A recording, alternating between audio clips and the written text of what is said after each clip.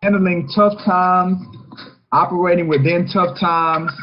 I'm your host, Michael D. Davis, CEO, broker, Brooks and Davis Real Estate Firm. Welcome, welcome, welcome. We are excited.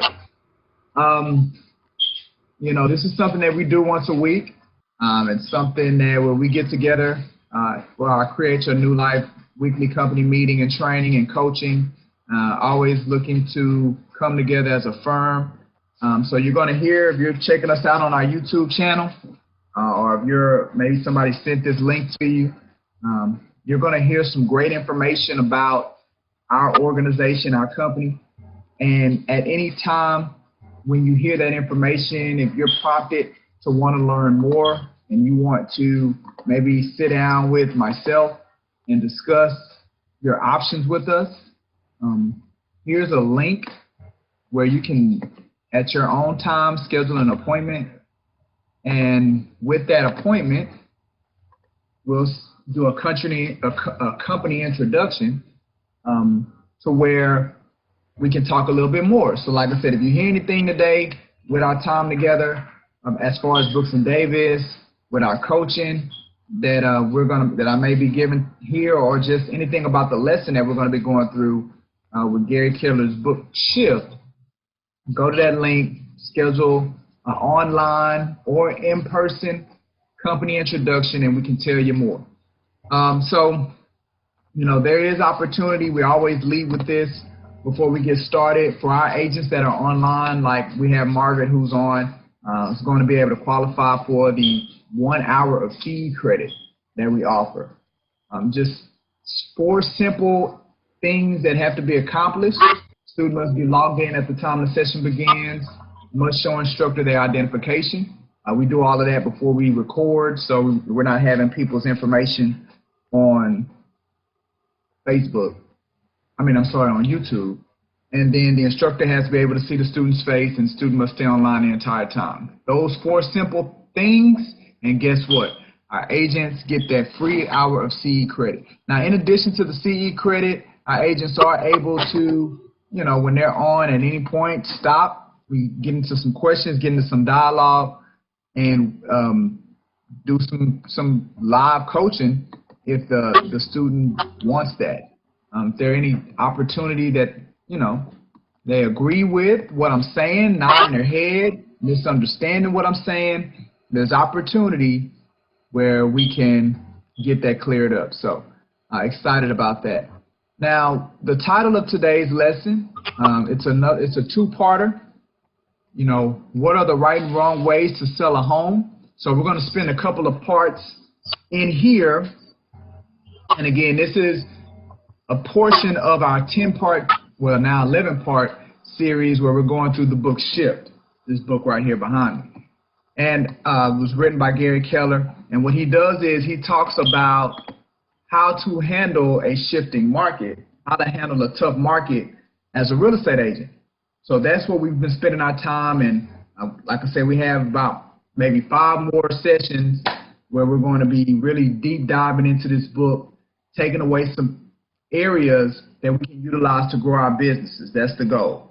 So today, again, we're going to be talking about what are the right and wrong ways to sell a home in a market shift, and we're going to be talking about the first portion of that. The quote that I had selected today has to deal with courage. Now, I don't know who wrote the quote. What I do know is that it really spoke a lot to me. And I really think it speaks to the lessons that we're in right now. The actual entire quote is, it takes a lot of courage to push through tough times. It says it takes a lot of courage to push through, because it can become real easy for us to just quit, right? It can become real easy for ordinary people. Let me say that. It can become real easy for ordinary people to just quit when time gets rough. Right? And it seems, I know that we've always heard that. It seems real cliche.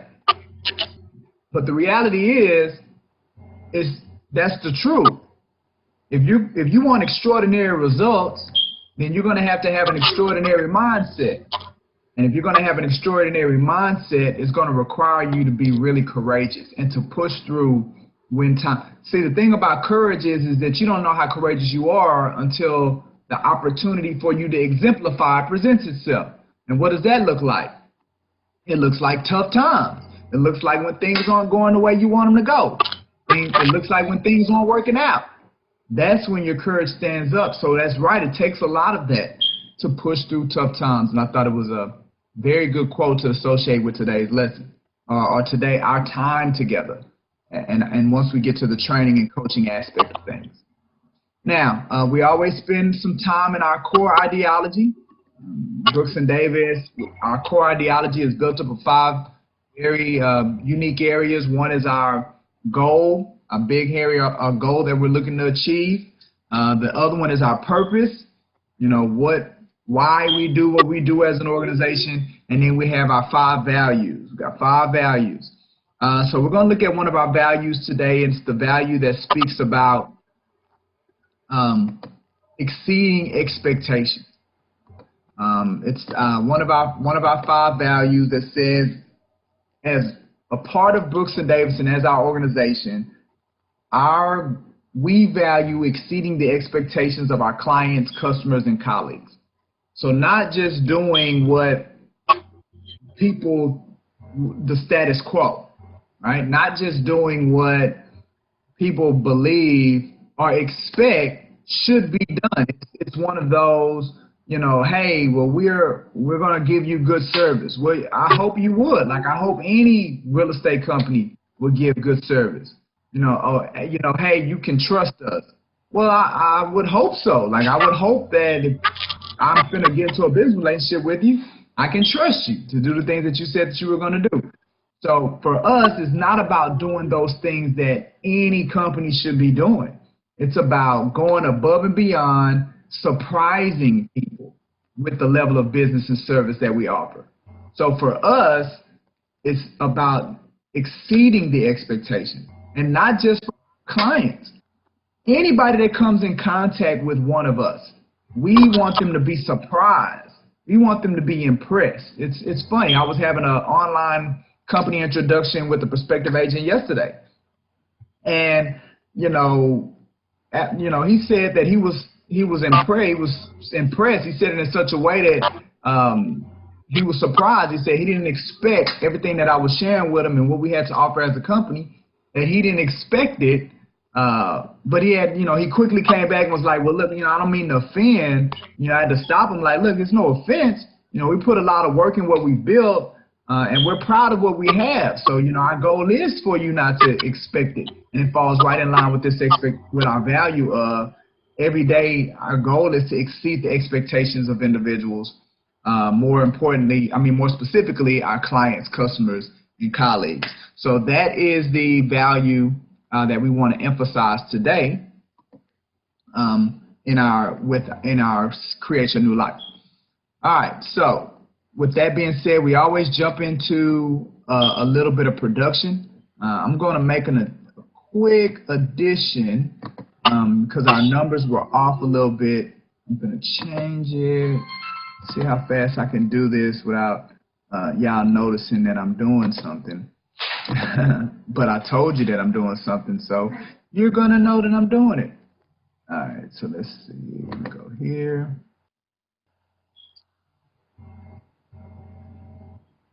Oh, that was easy and quick. All right, so again, we're coming into the end. Right? 2019 is almost over. 2019 is 2 weeks away. And aren't we excited about that? But when you run into situations and scenarios where you're coming into the last quarter of the year, and guess what? Production takes a hit. So I said the same thing I said last week. We only have 2 people that have anything under contract. Corporate team, we had something under contract, but it didn't make it through the option period. So we were almost adding a new transaction to the board from the corporate team. But this is where we are. So congratulations to Margaret, who's on board. Congratulations to LaQuana for, going through 2020, going to 2020 with momentum, right? And that's one of the things that we're going to be talking about is how do you continue to build momentum. Those are the things that we talk about in our coaching sessions. Like how do you build, how do you maintain momentum? And this is a way to do it. Not just starting a new leaf, like a lot of people like to start a new leaf come January 1. Well, you don't want to start from a dead stop, right? You want to be moving into and have that momentum carry you and take you over the threshold of a new year, right? So now I'm encouraging over the next 20 days that our agents set coaching sessions with me. So, now is the time for us to be having conversations, not when January 1 gets here. We need to be talking about January. Matter of fact, we should have been talking about it this entire last quarter. I've been encouraging them to do it, but that's what we need to be doing right now. But congratulations to Mario. Congratulations to LaQuana. We have a little less than $2 million that we're carrying over. And again, our goal is to at any given time carry $5 million through of production on our pending board. So congratulations, ladies. Keep up the good work. Let's continue to move forward in what we're doing and working with our clients and working with our properties. All right. So So the next thing that we typically talk about during our time together is highlighting one of our proprietary programs with Brooks & Davis Real Estate Firm. So, here's just a collage that we put together that really pinpoints, and the idea is to show all of the things that we offer, that we bring to the table as a brokerage firm to those that decide to sign up and join Brooks & Davis Real Estate Firm. So every time we have our weekly Create Your New Life training, business meeting and coaching, every week we do it, we like to highlight one of our programs as a way to continue to remind our agents what they have access to. So the one that I want to speak to today has to do with our new business launch and relaunches, right? One of the things as a brokerage firm and as a broker that is extremely important, and it really leads into when we have the conversation about lead generation. And one of the things I'm going to do today is I'm going to make the connection around our Realtor Success Funnel and the topics that we've been discussing with this book Shift and how it connects. But as we speak to the lead generation part of our Realtor Success Funnel, the relaunch or the new business launch can be a linchpin if an agent executes it the right way, right? Here are just a couple of flyers of new launches and how they've been fashioned. But the idea of the new launch is to help a new agent that's just getting their real estate license, help them create an event where they can call, engage their network, email them, hit them on social media. It gives the agent a reason to reach out to them about officially announcing that they've now gotten into real estate, right? And what it also does is that it puts that agent, the idea is to put the agent in a comfortable position to where they can ask for business. When most people, when they get into this business, they're apprehensive about asking people for business.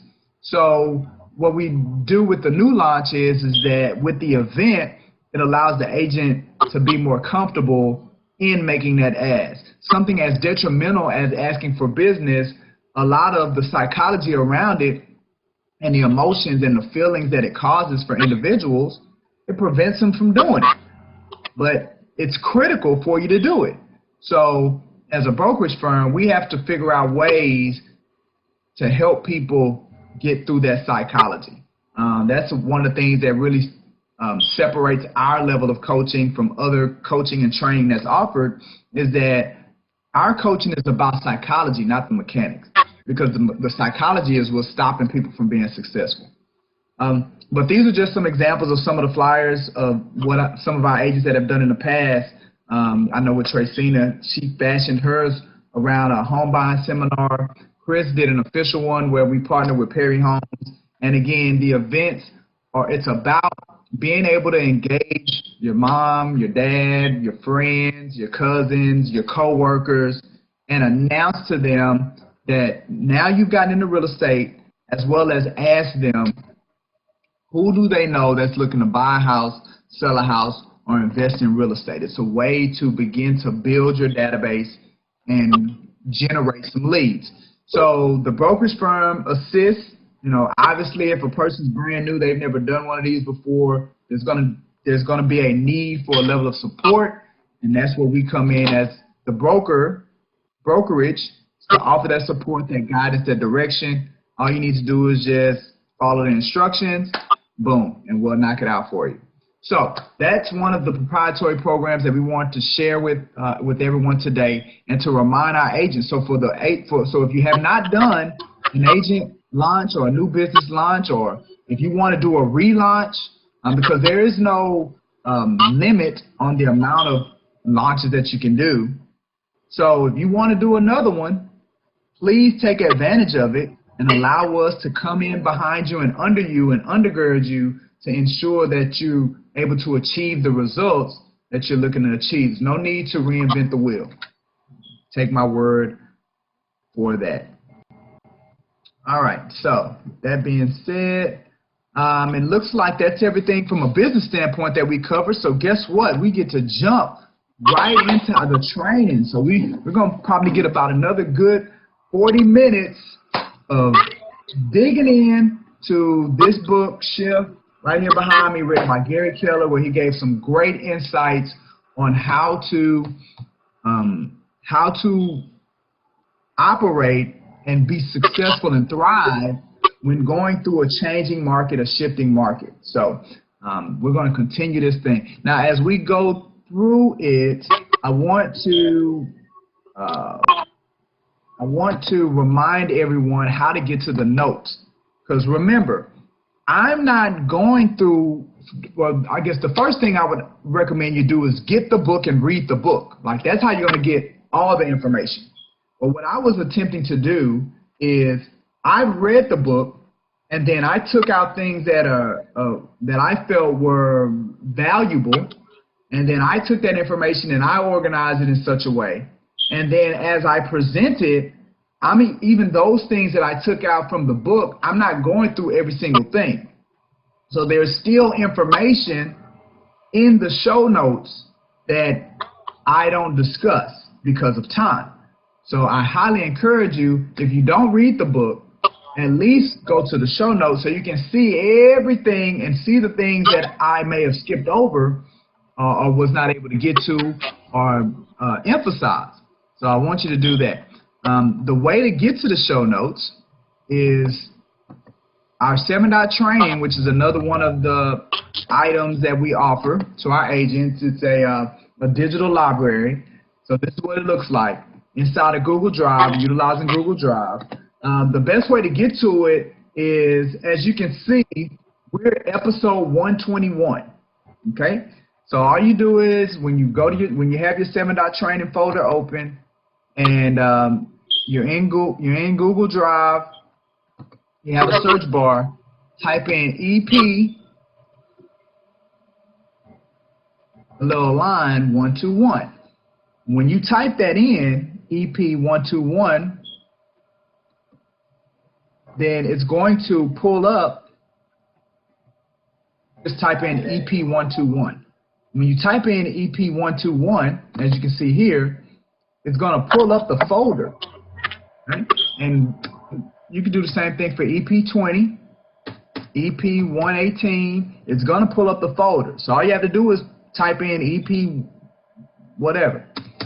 So EP 121 pulls it up, click on the folder, and then inside of that folder, you're going to have the slides that I'm showing, and you're going to have the show notes, as well as the pending board picture and any other pictures that may be in there. But that's how you get access to the show notes. So I wanted to and remind you all on how to do that. All right.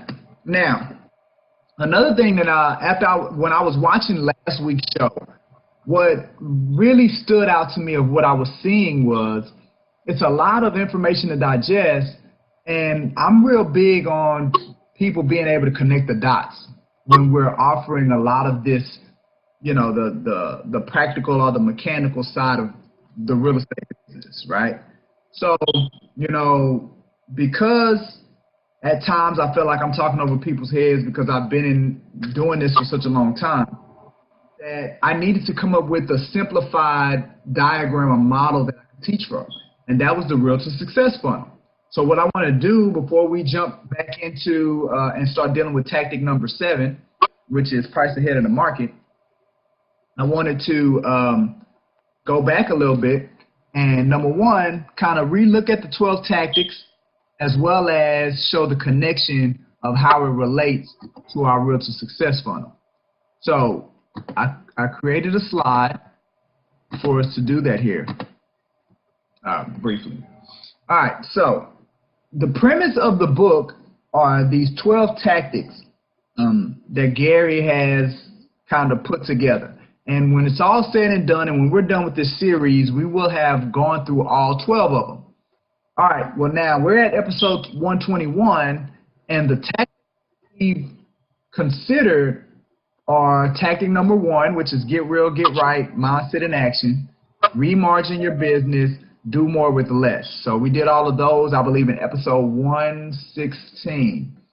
So if you want to go back to the beginning of the series, start at episode 116 and then work and then look at all the episodes between 116 and today's. And then you'll see where we discussed those areas in the book when it dealt with those first 3 tactics, right? All right, and then we took about 3 sessions that dealt with tactic number 3, which was do more with less, tactic number 4, find the motivated, and tactic number 5, get to the table. All right? No, I'll take that back. Do more with less and find the motivated find the motivated and get to the table and catch people in your web. I confused myself. Don't let me confuse myself.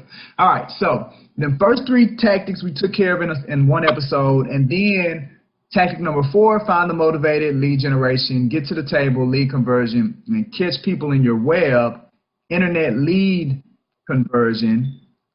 We took about 3 separate episodes to really dive into all 3. So each one of those had their own episode that we dealt with in there. So as of today, we're beginning the 7th tactic, all right? And that's where we're talking about pricing ahead of the market, seller pricing strategies. That's what we're talking about today. So that's where we are when it comes to these 12 tactics and where we are in the book. Now, with that being said, here is our Realtor Success Funnel, right?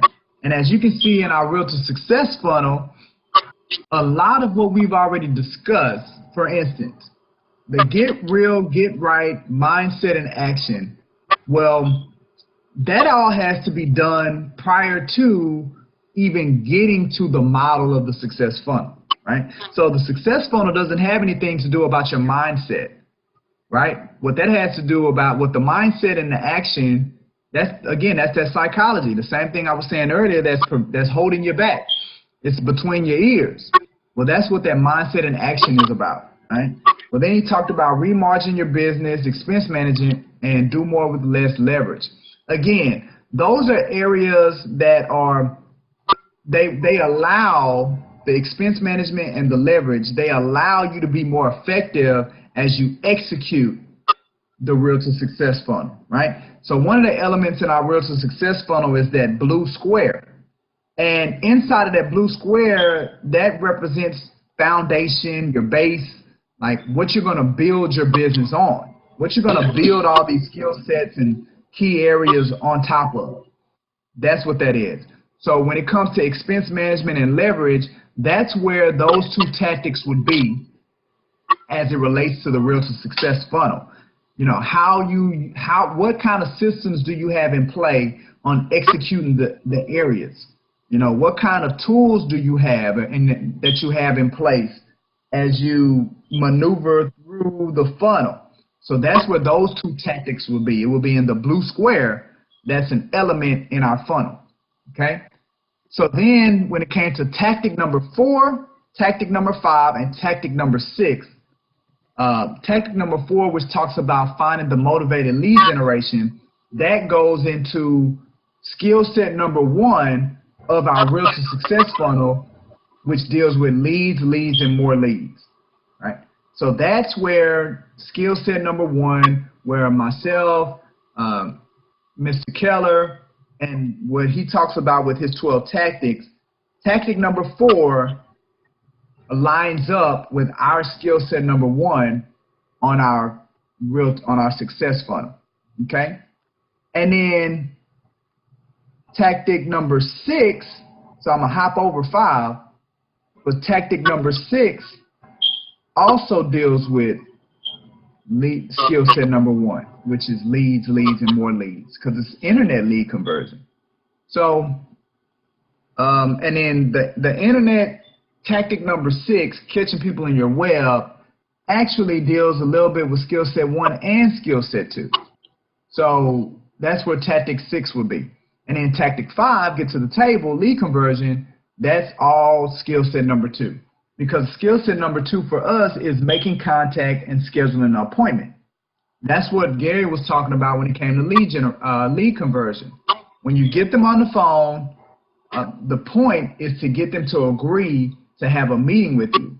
So that's what contact is, making contact and consistent follow-up, right? Making contact, and through that consistent follow-up, cultivating. So now that takes us to this diagram, which is another one that I thought really helps us. Because once you get into the lead generation, skill sets 1 and skill sets 2, even to the point of skill set 3, then that's when this diagram comes in that Gary showed in the book that kind of gave an additional view of how the lead capture, connect, and close worked in his model.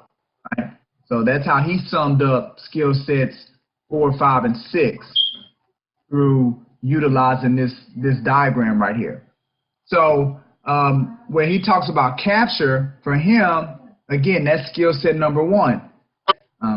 Skill set number 1, his capture and connect, all of that is skill set number 1 for us. That's the lead generation portion of it. Now, his cultivate, well, that's skill set number 2 for us, the making contact and consistent follow-up. His cultivate is our follow-up protocol. That's what our arrows are, and that's what they're representing. Following up, cultivating the lead and everything. All right, so then his close to appointment is skill set number 3. And that's where we, successfully scheduling the appointment or consultation, that's skill set number 3 for us, and that's where that fits in his figure of closing to appointment. Okay? So, as I talk through it, you can see tactics 4, 5, and 6, they bring in skill sets 1, 2, and 3 from our Real to Success funnel.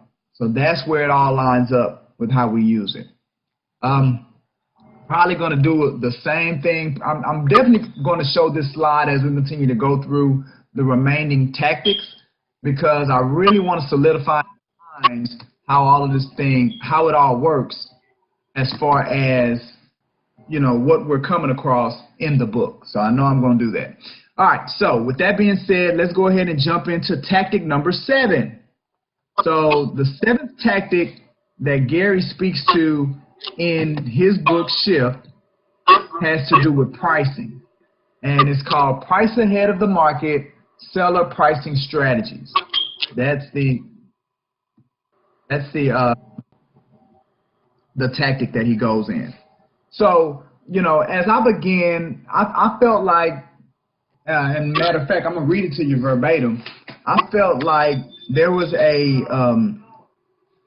scenario that Gary gave using people taking the bar, and by using that scenario gave a great idea of what it means when we talk buyer's market, seller's market. When we talk about supply and demand and how those elements affect the market, I thought this was a great illustration that he used.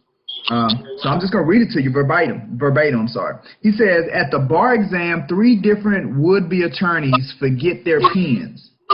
One asks a test proctor if he has an extra pen. He does, but only one. The first attorney says, I'll give you $1 for the pen. The second attorney chimes in, I'll give you $2. Then the third says, hey, I'll give you $3.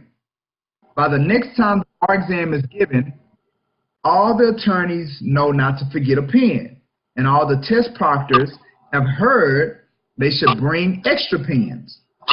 Now this time, only one attorney forgets, and when he asks a proctor for a pen, the proctor answers, sure, I'll sell it to you for $3.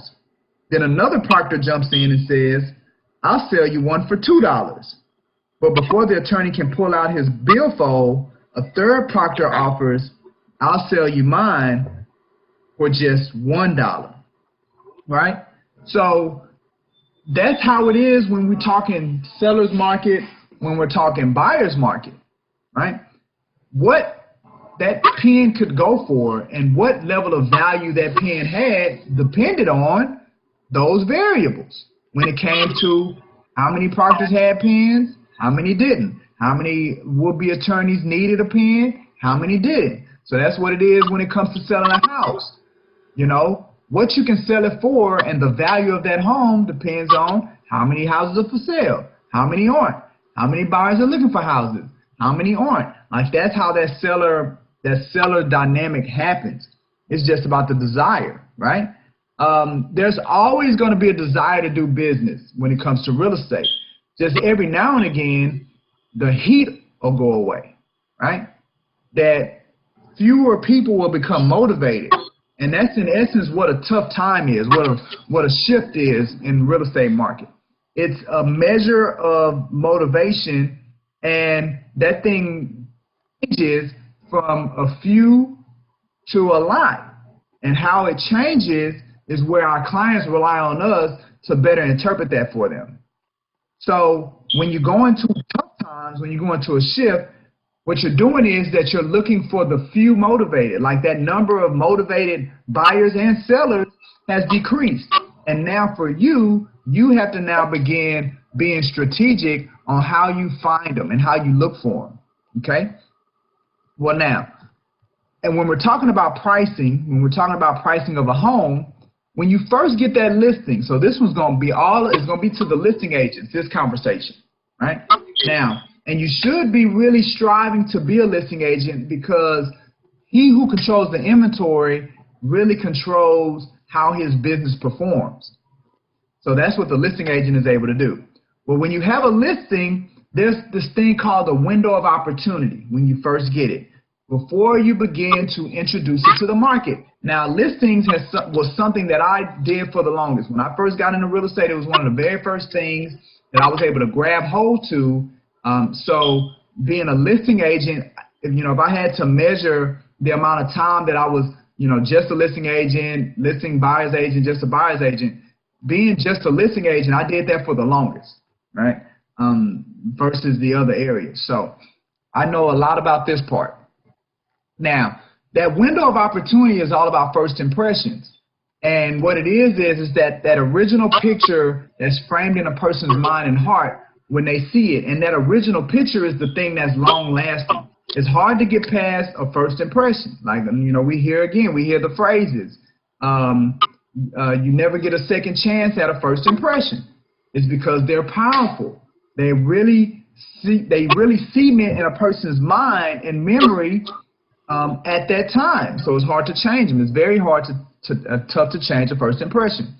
So the first impression or that window of opportunity is that first time that a person sees the home. It's the single best chance to create the impression that you want to have in that buyer's mind to put you in the best spot for that house to sell.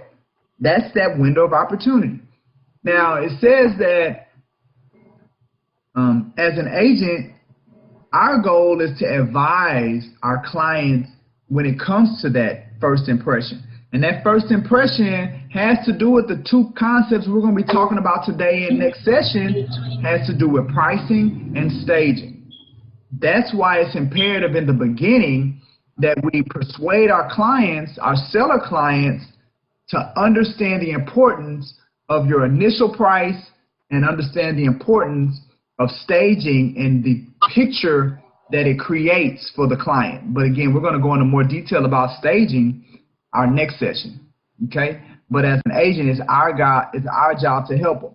Now, when it comes to pricing, you know, there are two elements of pricing when it comes to putting our clients in the best position for their home to sell. And what you're doing when you're coming up with a price for your client, your seller client, you're making an observation and you're making a forecast.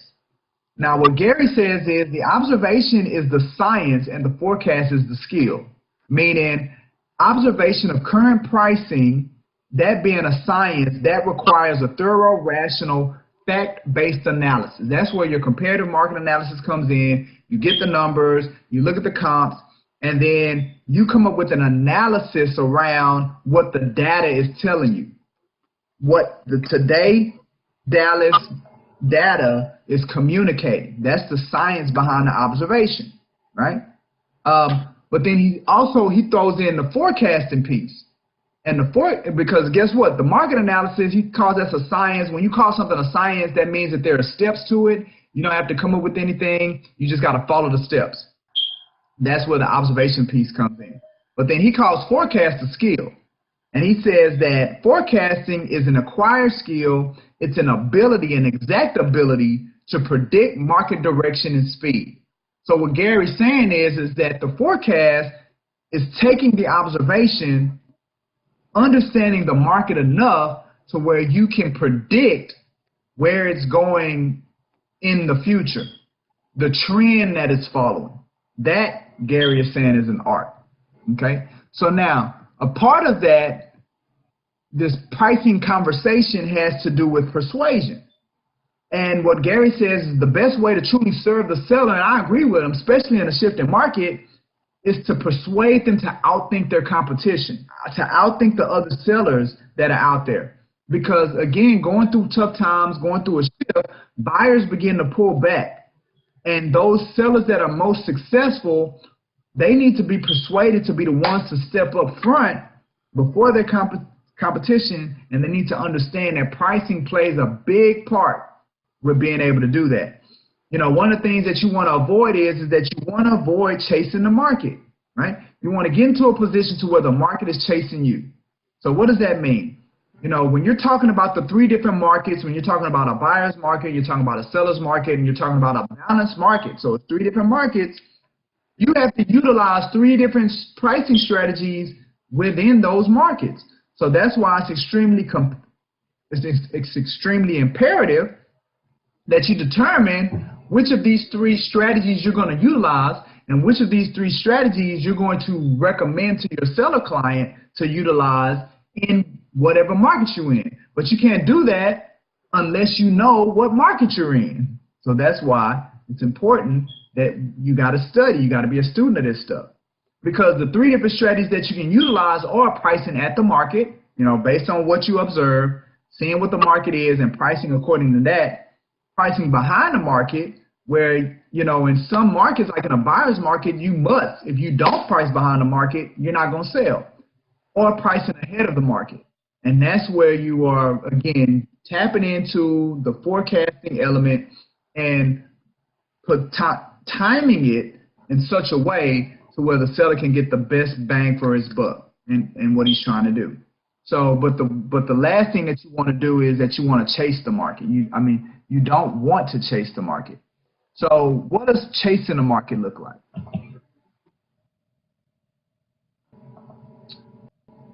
So what does chasing the market look like? Well, chasing the market looks like where you've fallen into a void of where your pricing reduction is far behind fair market value. And when you get into that downward spiral, the thing all the way to the bottom, right? So, you know, as you're talking with successfully pricing your client's home, you want to, obviously they first need to decide, do they really need or want to sell? Because a seller's motivation is another key component. If a seller's not really at the level of motivation that they need to be successful, then you as a professional probably want to recommend that they either wait or maybe find another agent. Like, you never really want to recommend another agent, but there's no point in taking a listing that you can't sell. So if the seller is not going to put you in a position where you can truly give them what they're looking for, what they need to do, what they want to do, if they're not going to put you in a position to accomplish that, then there's no point in you wasting your time, and there's no point in you wasting their time. So you just have to give them a true recommendation, a candid recommendation. But once the seller does get to that point to where they are ready and they decide that this is what they want or need to do, then it's our job as agents to show them how to make it happen. So that's where we come in. It's our responsibility to show them how to do it, even if they don't want to hear it. That's the crazy dynamic about it, is that although it's our responsibility to show them how to make it happen, a lot of times, especially in a tough market, the sellers don't want to hear the truth.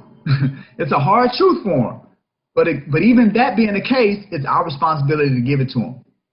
Okay?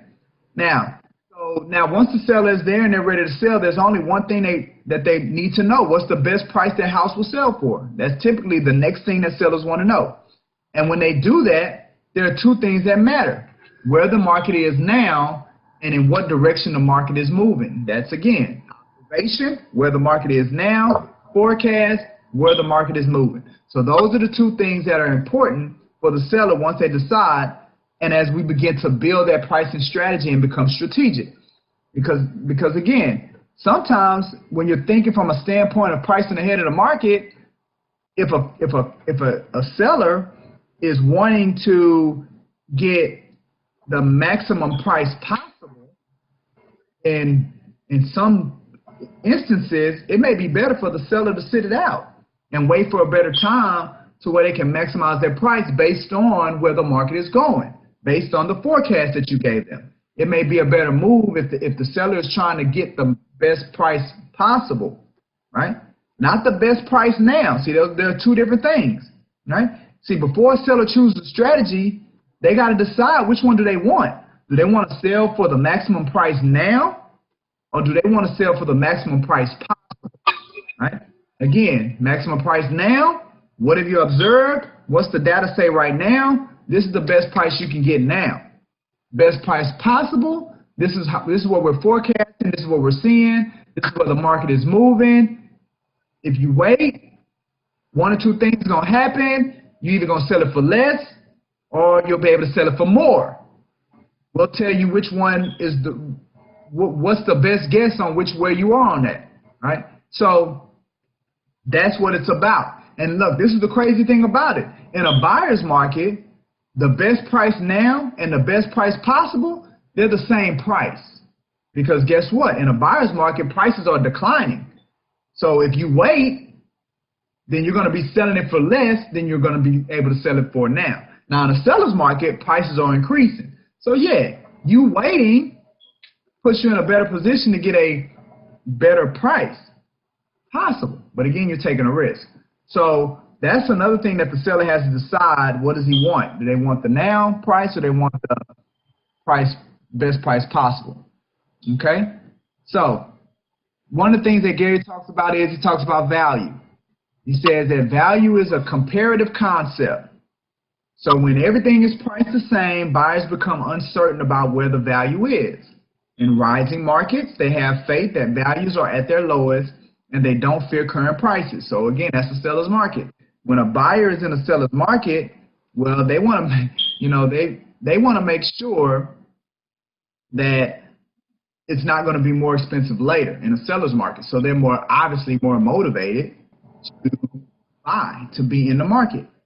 Well, in a seller's market, in a seller's market, in a seller's market, the buyers are afraid that they're going to be paying more later, so they want to jump in. They're confident that that's the lowest price, and in the future it's going to be more, so they're more amped to get in the market, in a seller's market.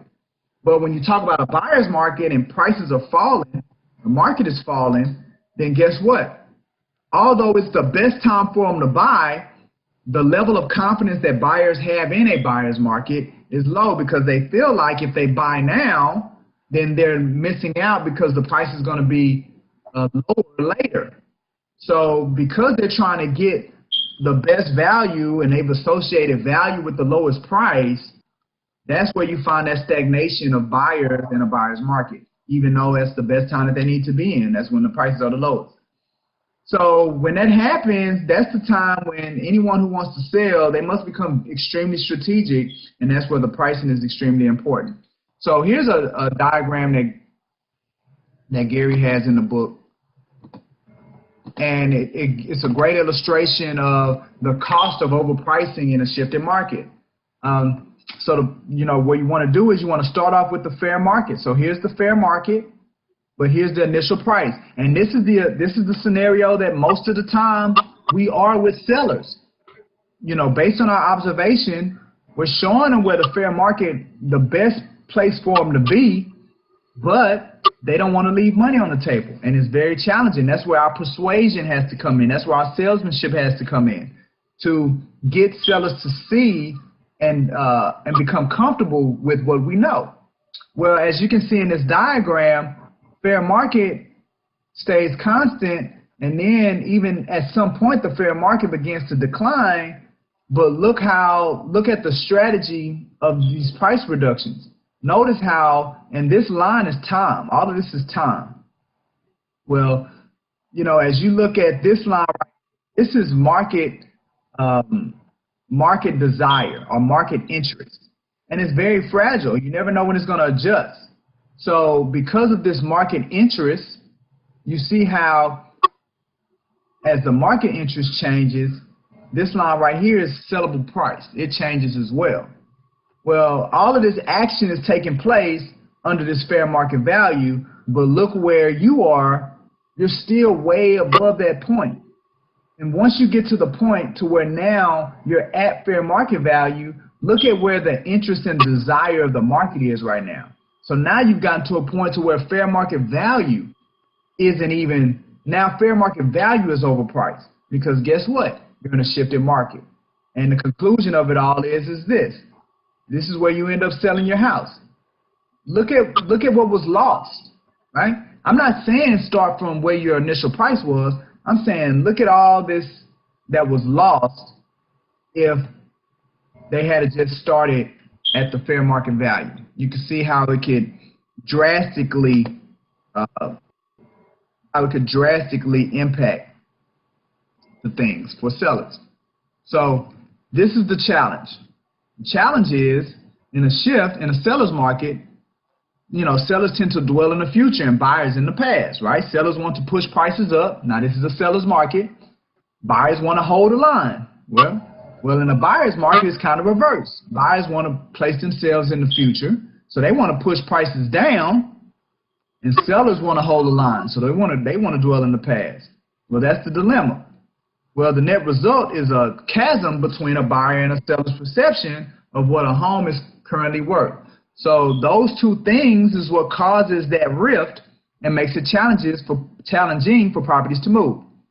So in effective consultations about pricing, that's where we have to come in and bridge that gap and help both sides, whether we're working with the buyer or working with the seller. We've got to help both sides understand that gap and help and better maneuver it. So once they get into the market, it puts them in the best position to accomplish what they're trying to accomplish. And given this reality, sellers need to be very knowledgeable. They need a very knowledgeable agent. Matter of fact, they need that more than ever in the shifting market, because they need that professional, and they need that person that's going to be brutally honest especially when it comes to pricing. And all of it needs to happen in the front. In the front of, in the beginning of the relationship is when it needs to happen. Because it's hard for a seller to receive what you take once the transaction is not moving the way that they would want it to move. When they feel like the house is just sitting there, when they feel like no action is happening, no offers have come in, they begin to get emotionally charged. And once the seller gets in their feelings, then now you're trying to come have that conversation with them. It's not going to more than likely get you the results that you need, which is persuading that seller into doing what you tell them to do. So all of this stuff has to happen in front, and the seller needs that in the front. The most frustrating situation is when a seller lists their house behind the market. They attract an interested buyer who makes a below list price offer. The seller rejects it. You might have to remind the seller that they should treat every offer as it will be the only offer they will ever get. I think that's an excellent way to approach it. You know, I've had situations like that where going into a shifted market, you know, the first, you know, we got an offer, couldn't come to terms. It was the first offer. And once that offer busted out, they went away. Didn't end up selling the house ever. The seller never ever got another offer. So I've seen that on numerous occasions. So it's very important that sellers understand they may not get that extra opportunity. They may not get that ability to sell that house again. So, all right. So we're going to end it with these last few slides. This is another, some more figures that Gary had in the book to just give further illustration and kind of bring home what it looks like when it comes to being a buyer's market, seller's market. And this is how you have to educate your client, your sellers. If you're in a shift, matter of fact, after this is all said and done, if you all have watched these videos, studied this information, you guys should be begging for a shifted market. Because guess what? The other agents, they don't understand it. They're going to be afraid to engage. So even if you're competing with other agents that are not as knowledgeable when it comes to these kind of markets, you're going to outdo them every time. So you guys are going to be begging for a tough market to show its face again. All right? So, you know, when you look at the first diagram here at the top, it talks about a tale of two markets. What that means is that you have a market where the properties are in the market, meaning when it comes to price and when it comes to condition, as compared to comparable properties, they're in the market. The price is where it's good, its condition is where it's good, and it falls within the market. So these are the houses that are going to get sold. Well, then you have this market that's out of the market, and that's where, whether by price or whether by condition, it doesn't match, and these houses are not going to, they're not going to go because the buyers are not going to see the value when it comes to it. Well, when you're having a conversation with the seller, you need them to understand these two different markets, because you want to make sure that the listing that you have, the property that you have, that you as an agent don't allow it to end up in the out of market. Because again, the houses that are here are not going to sell ever. They're never going to sell. You want to make sure that you get them into a position to where they're going to sell. Now, check out how these things adjust when you go from buyer's market to seller's market. In a buyer's market, right, that's where the buyer has the heads up. Look how large this out-of-market section can become. This is that tough market. This is that market that I'm saying now you guys need to be begging for, because that's where the skilled kill. That's a good one. I like that. The tough market, the buyer's market, is where the skilled agents kill. Well, notice how that area, that in the market area, dramatically reduces. And again, when you're looking at it from a space of price and a space of condition, see how small that opportunity gets. So when you're talking to your sellers, it's going to take a lot of persuasion to get them to understand that if they're going to sell the house, this is where we have to be. Now, this out-of-market area, look how large it is. So look at the opportunity it is for a house sitting on the market, for a seller to get frustrated, for time to be wasted. Look where that is. And the time, the time to avoid this is in advance. Okay? All right, so now let's look at the seller's market. Now this is the time where everybody kills it, right? Look how large this in the market area is when it comes to price, when it comes to condition, right? There's great opportunity of higher prices, poor conditions, and still being able to sell lots of homes. And then look how small the out of market. Like in a seller's market, you should have to be completely incompetent for a property to end up in the out of market section. That's why it doesn't take a lot of skill when selling a house in a seller's market. It doesn't take a lot of skill because here's the opportunity. Now where the skill comes in, it comes in and representing a buyer to get buyers, and even then, not so much. But a shifting market, a market that's filled with uncertainty, that's where your skill comes in. And again, that's where your skill kills. All right, so I thought that was a great comparison of the two markets. A final look, again, utilizing this diagram, and what Gary is saying is that at any time, you have a third of houses that are in the market, a third of houses that are somewhat of a no man's land, to where, you know, by happenstance, you may get lucky. You know, it has nothing, you selling a house has zero to do with your level of skill or intention. You just got lucky. That's no man's land, but again, that's still a level of uncertainty. And then you have out of the market, right? So in a shift, because again, this is one of those, this is a level, what he did was he took that buyer's market and that out of market piece, the bottom of the out of market piece, he says that there's still this opportunity, but where you really need to be is this in the market section and this in the market area. All right. So to sum it all up, you know, as we end, so we're finishing up the pricing area. This is tactic number 7, pricing ahead of the market. We're finishing up today. Gary has these 7 maxims that he wants to share. Number 1, be a student of the market. You got to know the numbers, so you got to study. Talks about focusing on active comps. Says your pendings and your solds may already be out of date. And again, that's a little contrary to popular belief, right? Because whenever we talk comps, it's about the sold comps, the sold comps, the sold comps. But it makes sense in a shifting market. If prices are falling, then yeah, the pendings and the solds, they're all out of date. So you got to see, well, what are you competing with? What are you going up against as you go to market? It says be a student of property, preview them so you understand what is selling and why. And preview is not look at their MLS write-ups. Preview is actually go and look inside of the houses and see which ones are selling, which ones are not. It says keep your presentation, and he means listing presentation. Keep that as current as possible. Let your ongoing research do the talking. Pre-qualify sellers for motivation. Because remember, it says, especially in a shift, you need sellers that need to sell or want to sell. If it's not one of those two, then they're not going to put you in a position to sell the house. So sellers who most need to sell most often, right? I think that's good. Sellers who most need to sell, they're the ones that sell most often.